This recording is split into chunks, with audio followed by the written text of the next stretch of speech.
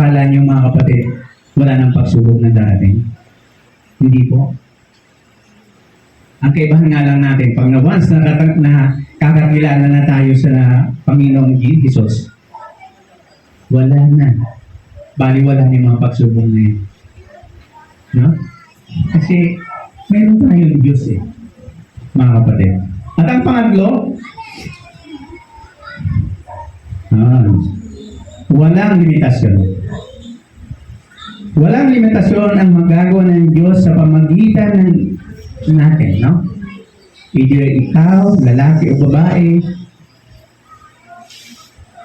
bata o matanda, ibinibigay ang best para sumunod kay Jesus. Mga kapatid. Ang misyon ng simbahan ay sentro ng ating pagkakakilanlan bilang mga tagasunod ni Kristo. No?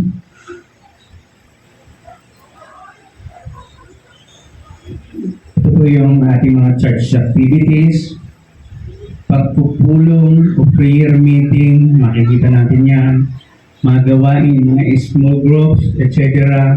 Cottage prayer ng mga youth, thanks God. At ako'y nakakabalita ng ganyang gawain, no?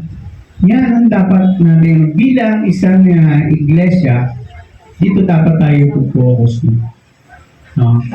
Yung mga church gawain, no? Gawain na ito yung mga mission natin na dapat huwag muna tayong mag-mission doon sa magpakalayo-layo. Mga kapatid, dito pa lang, ito na yung mission natin. Saka lang natin abutin yung iba. Magpakapunta tayo sa ibang lugar. Pag tayo talaga ay equip na dito, nagawa na natin yung mga mission natin dito, pwede na tayo lumabas. Sister Helen, medyo talagang malawak na yung karanasan niya sa pagmimisyon kasi lagi siya pupunta doon sa lugar na malintang sa mga badyaw. At masama ang loob niyan talaga pag hindi nakakarating doon dahil marami siyang doon lang niya nararanasan yung kaligayahan, ang magsilbi, magmisyon sa mga badyaw doon. And we're in the Occidental Mindoro. Kaya mag-ano ka dyan, pag makikita mo lang yan, laging may mga sako-sako na dyan, magbigay yung mga kapitbahay sa San Marino.